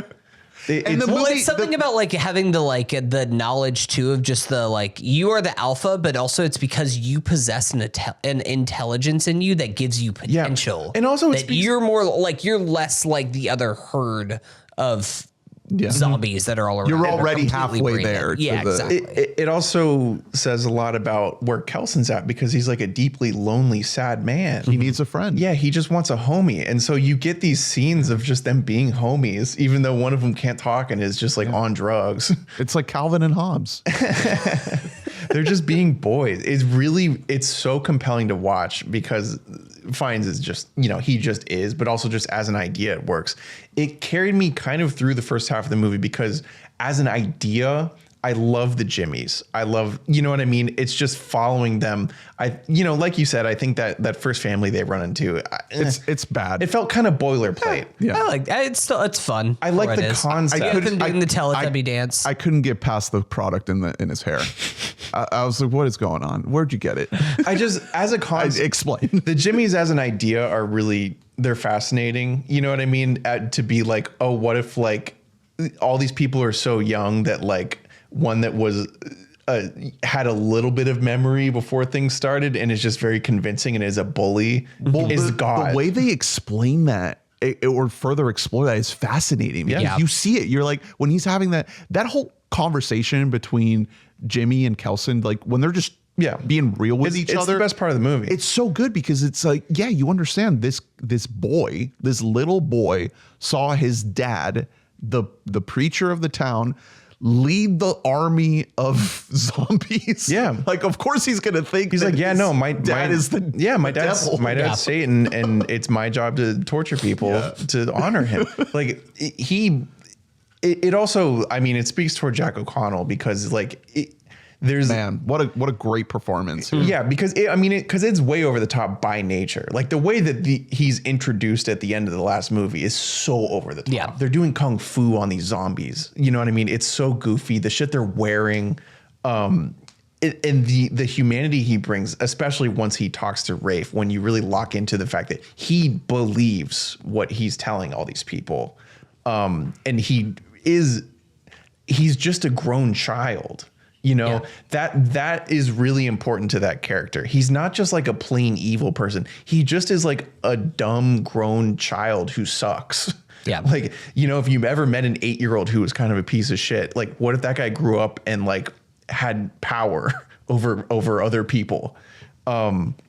It adds a lot of dimension. Shout out Jack O'Connell. He's our preeminent Irish freak, vessel of the devil actor that we have right now. He's on his streak. Yeah. But yeah, when he gets to lock in and talk to Rafe, the movie takes such a step up. It really feels that's Garland in his bag, because it is conversation about ideas, about two characters, what to do, what worlds of thought they come from, and why. Yeah, it's so cool. And how to rule this land. This has been established as we learned in the last movie that the whole world is fine. Yeah. Except for the island of Great Britain. Yeah. Which I was hoping that they would explore that further in this film. That was a bit of a disappointment. They don't really bring that up. But I guess they do explore it to the extent of, okay, now that you're here, what ideology will you pursue? What will you do? Will you be the crew that skins people alive, or will you be the crew that tries to help to some way? Yeah. Well, and a lot of it comes down to like, what, how old were you when shit went down? If you remember anything. If you were 28 years. If you were 8 when shit went down, you might just still kind of be 8. Yeah. Yeah. There's only so much. I think also to that point, I am glad that there's still like just this level of like hopelessness that is kind of layered in here. Like I mean, obviously like the big connection that's in here is Kelson and the Alpha Samson kind of together in their relationship. But without jumping too far ahead, like, are we ever even going to get any progress on like what you see in here, or because Kelson dies, is that just kind of like the end of people? Yeah. Does the research die with him? Yeah, like that's just kind of like one of those like bleak ideologies that is laced through all of these movies that I'm glad that that's still posted at the core. It just depends as Kelson was dying, did he tell Spike anything? Or did does Samson now have some kind of like, like knowledge based on like what Kelson like taught him while he was just like in a fucking like morphine coma.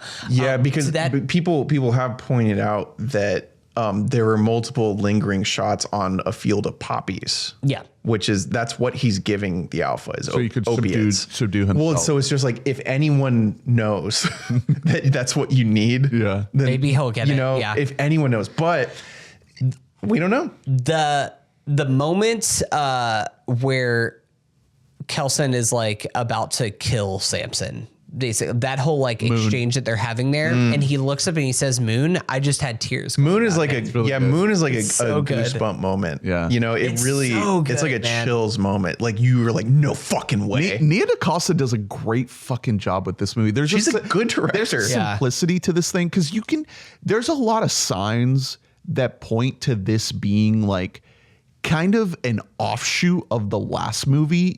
You can see the framework of, okay, they had an idea and clearly like Ralph Fiennes signed up for this because of this part of the idea. And maybe at some point this was all one or two movies, you know, because there is a third one floating out there. And they decided to be like, okay, let's sort of spin this off into its own thing. And they bring in Nia DaCosta so that Danny Boyle doesn't have to do it, and he can focus on something else.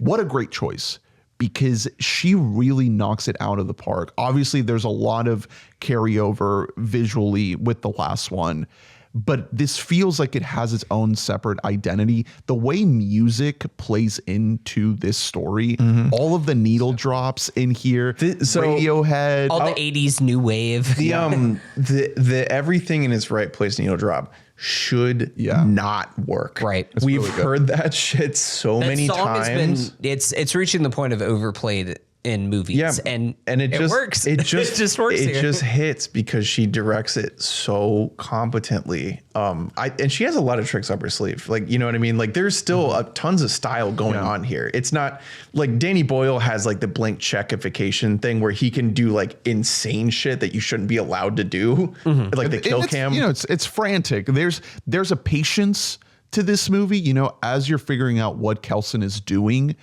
it really takes its time, and it's not a long movie, but you're kind of just on this very straightforward track to try to figure out like, okay, what are the steps of his treatment of the zombie? And you're not really straying away other than, you know, flipping back and forth to the Jimmies, but even the Jimmy's on a very straightforward track. The movie doesn't really complicate itself with too much. It's just these two parallel stories that converge.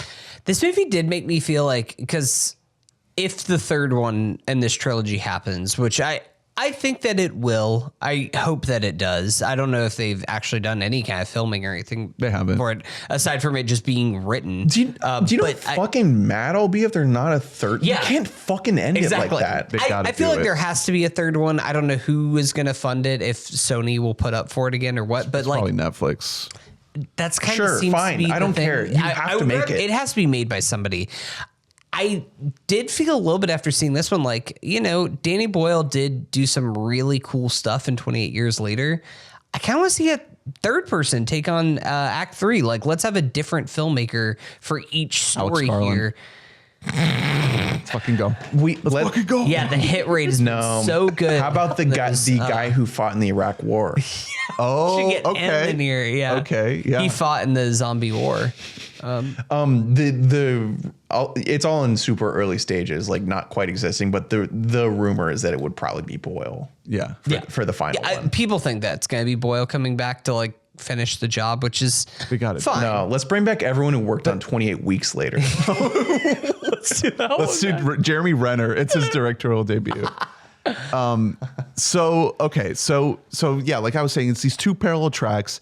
They finally converge. They meet up. The conversation is incredible, and then there's a transaction. There's so many little seeds that are being planted, and I think, you know, to the thematic point, Garland's kind of playing with like a bit of a Trumpian thing here, where Jack O'Connell, Jimmy, he knows that what he's saying has a level of bullshit to it, and he's using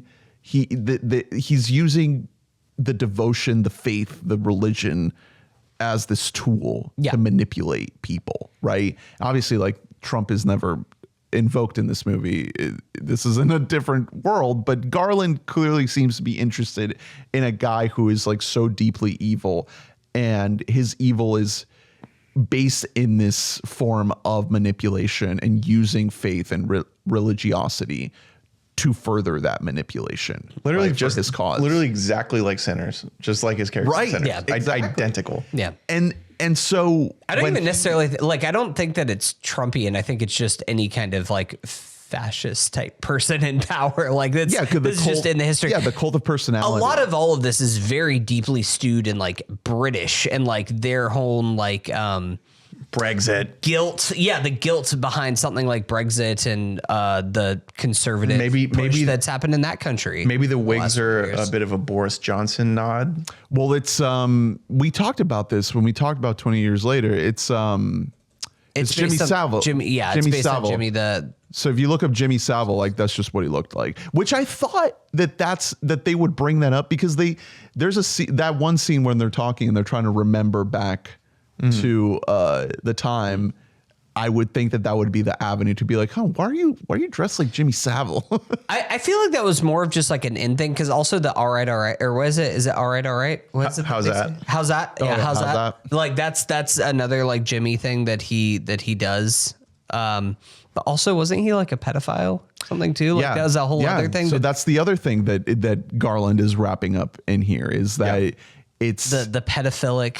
Yeah. I think for Predatory more than pedophilic in this story, but I think for the British audience, the point is like made plenty. Yeah. Like they get it. They don't need it to be explained any further than that. Like they're like, yeah, Jimmy Savile, we get it. So after they meet, we get the vibes climax of the movie, which is this Iron Maiden music video. It's incredible. so good. Yeah, that Kelson does. Well, it's set up perfectly because, we've had all these musical sequences. We've had Kelson dancing with Samson, just beautiful, like connecting. Like you can clearly tell that music means a lot to him in this place that he's built. And like, I don't know. It works because of that. And then like aesthetics, like he built this whole temple. Yeah. This he's guy got it rigged up with candles. This guy's everywhere. kind of a drama queen. Yeah. Like I feel like he's like, oh, you want me to play a part? Yeah, let's do it. Yeah, he's going to queen out. He fucking eats. And then, Jimmy coming in, asking him to do this. Well, telling him if he doesn't do it, he's going to feed him his bowels or something. The way that's all set up is perfect because, he basically tells him, I need you to help me further my lie. Like they all think you're my dad. They all think you're Satan. You're going to have to do this, dude. You're going to have to play into this. And he sees it as an opportunity. He's like, all right, let's fucking do this. Let's go all out. Yeah. And what ensues, I was not ready for this. I was already enjoying this movie. I was already on a good wavelength and thinking, okay, we did something different. We got a little bit of a different energy here than the last movie. For it to go where it goes, for him to be all decked out in leather, he was just saving that outfit for this. It's amazing. This for. And he makes himself look like an actual, Satan, demon, whatever. Busts out the Iron Maiden, and then he drugs them all with cocaine or something. He blows coke in their mouth. In their nose, dude. And then we get to see Ralph Fiennes, just one of our greats, out there fucking working it. Yeah, it's incredible. Yeah, it's one of those the great moments in movies. Yeah, you just feel lucky. You're like, what other actors in that tier would we ever get to see do this? It's just, I just felt lucky to be able to watch you're it. just levitating, man. It's fucking He's so cool. Jack O'Connell is so funny. The way he's like, what the, all right, okay. Yeah. And then the way he's dancing. He's really charmed by it too. He's like, yeah, he's fucking doing it. Let's go. Yeah, it's really dope. And then, he's going along with it. He's telling them all of the commands that he was supposed to tell them. And then he recognizes our boy. Well, shout out to the stunt double when they put on the full fire suit and he does whatever that move is with the torches with like the coals sparking everywhere. For safety reasons, that's not Rafe. Are you sure that's not Rafe? Yeah, you don't think so? No. Yeah. I mean, Rafe, he's It's like getting Tom up there. Cruise. He's like, no, let me do it. Rafe is getting up to his late 60s. I don't think he can physically. Shout out He to looks great. Shout out to Alfie Williams' eyes, because that's all you can see. But like our guy Kelson was just like, I know those eyes. I know those sad boy eyes. But yeah, that payoff of when he recognizes him is the payoff to the last movie. Yeah. Because there's not a lot in this movie that lets it doesn't catch you up on the Spike character too much and his relationship with Kelson from the previous movie. So that's really the big thing that you have to have watched the last movie to really connect with. Is he says, this kid's gonna have to stay with me. That's my next command, my final command as your leader, as your father, as your Saint Nick. Well, he doesn't even say that. He says, actually, just because he recognized him, he's like, actually, my final command is I want to crucify you, Jack O'Connell. Yeah. Which, because I assumed he was just going to be like, I need to keep this one, but he was like, no, actually, no, fuck all of this. I want you dead. Kill you. Yeah. And Jack's like, no, I don't think so. I don't think that's quite right. When this is like the last few moments of the movie, when he's sitting there crucified and he sees Samson come in and he hallucinates the devil horns on him and the hooves. I'm like, man, this is a really great payoff. What a great choice. And then you get a really fun jump scare. Yeah. Like right before it cuts, where you see from the other angle, just like straight up the devil. Yeah. It's real good. Yeah, it all works. Logistically, you can't think too hard because the way things go after the fun music video are like a little off. Like she, what's her name in the movie? Jimmy Inc. Erin Kellyman, who I do like in the movie. Oh, she decides to crucify Jimmy. Ray Fiennes is clearly dying, and they all just kind of accept that, even though, like, I don't know, you could try to keep him alive a little bit. And once they crucify him, Ray Fiennes is still alive, and the kid and her just leave. Yeah. And it's like you're not even gonna like go into his shit and like see what he's got. Yeah, there's like, no rummaging. Got some good shit. You're just gonna head out. Like he's alive over there. It doesn't make any sense. Yeah. We gotta. But you're coming down from a vibe, so it's all fine. Let him have his moment. Well, and then that's immediately erased because then we get to fucking Cillian Murphy. Yeah. Which is like I wish. I watched this movie in two parts. I had to leave the theater halfway through the first time. What point did you? It was during the fucking conversation between. Oh, I know. Damn. So it was on tough. the hill when they're sitting. Yeah, chatting. and then I just watched the back half. When he's like, "Are you my dad?" Yeah, you're my dad, right? But yeah, I mean, from everything I've heard, once you see Cillian, it's like a crowd standing up cheering. Yeah. Theater type thing. People were popping in. I mean, I freaked the fuck out. It was great. I was like, what? I didn't have this spoiled, but I did have it spoiled. I kind of knew. I kind of figured that this might happen because when they announced this trilogy, like they announced it basically as a trilogy. That they weren't going to make all the movies at once, but that the story was being framed in this way. You could kind of see through the announcement a little bit that Cillian would be involved in some way. It wasn't just Boyle and Garland returning. Here's the question: is Naomi Harris going to be involved? Well, there's a daughter, or is she fucking dead? They had a kid. Yeah, she's nowhere to be found. So we'll see. I mean, this is a great moment. I've been really getting into jam and toast. After seeing this, I'm like, I'm going to do that now. I'm going to become a jam and toast guy. They're doing that because they don't have anything. Yeah. You don't have to do that. You don't like a nice marmalade? Okay. I do like a marmalade. Yeah, with coffee. Sure. It's a great way to start the day. Fucking Jesus. This guy's like craving like pre-revolutionary war. You like wish we would have stayed part of it. It's a good little setup they got there. They're just They got a nice little chilling. gig. Yeah. They're clearly prepared. It's a very They're doing like some good history lessons. Make sure they don't repeat their mistakes. It's a super well written scene because it very patiently introduces Cillian. You hear his voice even, and you're just watching. You're on the girl. Yeah. And it just it knocks you out. Well, this is why I think the third movie has to happen. Because it's not just like one shot of Cillian. It's like a whole little scene, right?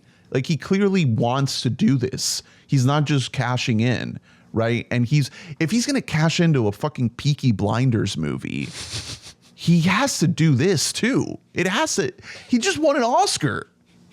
You know, whatever. You're disrespecting Peaky Blinders. Annabelle loves We Peaky have Blinders. dozens of fans. Barry Keoghan is playing little Peaky, the son of Peaky. Oh, the son. Okay, I was gonna say he cannot play younger Cillian Murphy. The eye differential, you cannot explain that. Exact opposite eyes.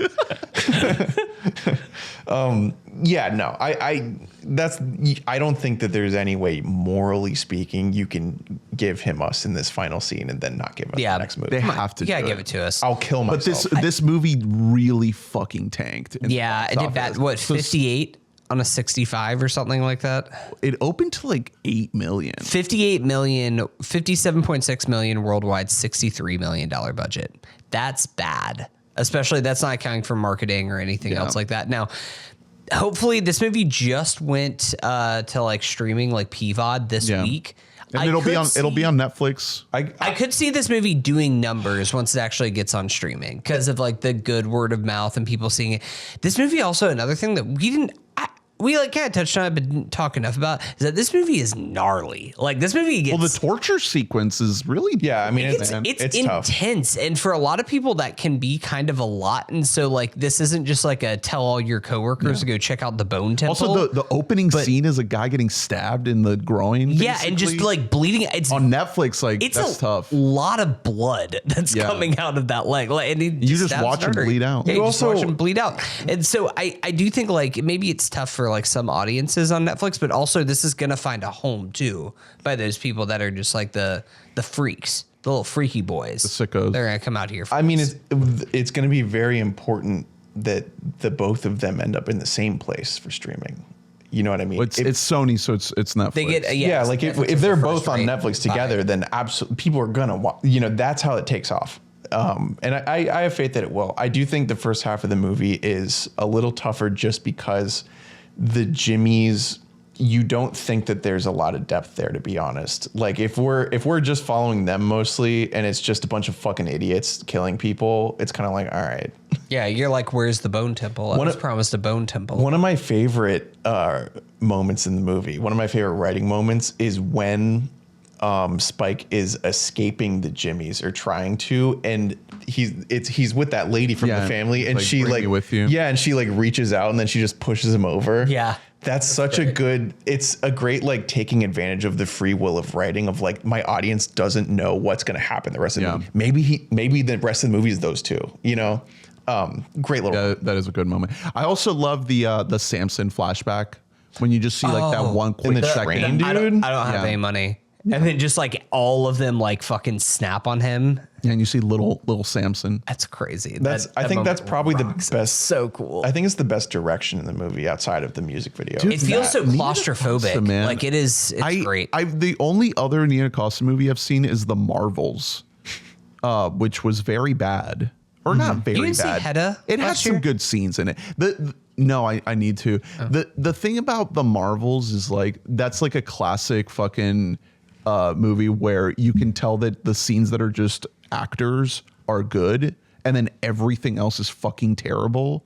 Like anytime it's just actors acting together on a set, like, okay, clearly someone knew what they were doing here.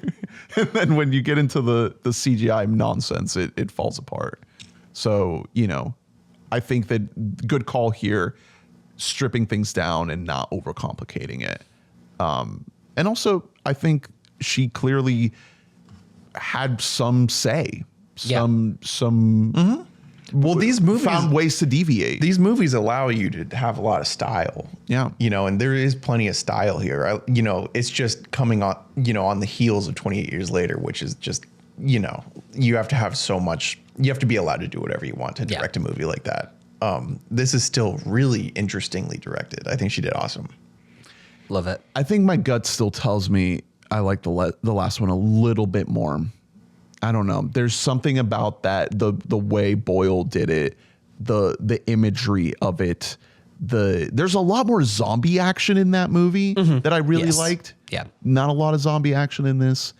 I'm just a sucker sometimes for following a protagonist. Yeah. And like that movie just follows Spike. Yeah. But it's neck and neck for me. And also just the fact that they come as a duo that makes it even better. They're so It'll be a double bill forever. They're very unique from one another, and yet they work perfectly back to back. It's really, really rare that you get so much creativity out of a franchise. Well, especially, and with two different filmmakers too. Like there's always going to be one that's a major step up or a major step down. So I do agree. Like they're pretty close. Both of them have different things. How many times do you get two movies directed by two different people who have like the same actors and the same sets? It's like the Harry Potter movies. The Harry Potter's like the Star Wars movies, things like that. Like, but usually it's more, it's IP, but usually it's much bigger IP than 28 movies, which I don't think we really associated with IP until last year. It also, so we're now, if we're to like look at the universe that's been created here, technically it all can work in harmony, even though 28 years later is entirely removable. Like you can, or weeks, sorry, you can take 28 weeks out of it. Hey, don't say that yet. You don't know. You think they're gonna come back? Ren Dog is gonna come back. Rose Byrne. Does he survive in that Rose movie? Byrne's gonna win her Oscar, and she's gonna be like, "Yo, I want in on this. Bring me back." I'm gonna be honest. I don't remember who lives in that movie because it's bad. Yeah, it's so bad. That movie looks, I know that the first one looks like it was like filmed on a ham sandwich. 28 Weeks Later is like one of the most ugly looking movies I've ever seen in my life.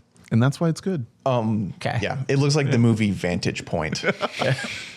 Like it just looks like a normal movie from that year. There's no indication that zombies are involved in most shots. I've been cycling all the Duran Durans in my rotation. Ordinary World, Girls on Film, and Rio. You get all those in here. It's real good stuff. All right. Didn't they a couple years ago, I think it's them, they put out a song like 2 or 3 years ago that sounds Duran Duran? They have some interesting late stage stuff. I love Leave the Light On, which is like a 2010 song or so. This song ended up becoming a TikTok song, but they put out a song in 2023 or 2021. It's called Invisible. And it sounds like it's one of the best songs of the 80s. Like it sounds like a number one hit from the 1980s. Really interesting. They're a cool band. They're a cool band. You said this in a previous episode, but the Number of the Beast early entry for Needle Drop of the Year. That scene is an early entry for Scene of the Year. Scene of the Year, yep. And also, it's a literal needle drop. Right. Yes. Yeah. I was hoping to see the Radiohead on his shelf. That's clearly an after the fact decision. Yeah. Because he's not holding the disc. That song placement doesn't match with a lot of the other Neil drops that you get in there of the Duran Duran, the New Order, the other like 80s new wave stuff. It was out though. Yeah. When everything went down. Yeah, it was out. But I'm saying like, barely. Would Kelson have owned that? I think so, because I think that that Radiohead was calling back to a lot of that 80s. Yeah, sound. and they were like, and in England they were like the Beatles. You know what I mean? You think he only like brings someone out if he gets tired? Yeah. It's the Beatles of England. Yeah. And Barry Keoghan is playing Tom York. And Oasis was also the Beatles of England. All right, we can wrap it up there. Thank you all for listening. Rate, review, subscribe, like, and comment. Let us know your thoughts on the Bone Temple and everything else we talked about on this episode. Join the Discord, patreon.com/WeBoughtAMic. Check out our Denzel announcement podcast and tune in next week for Glory as we start our Denzel Washington journey. Stick around for Oscar predictions, Project Hail Mary, and more good stuff. Thanks again. We'll see you then. Bye-bye. Bye.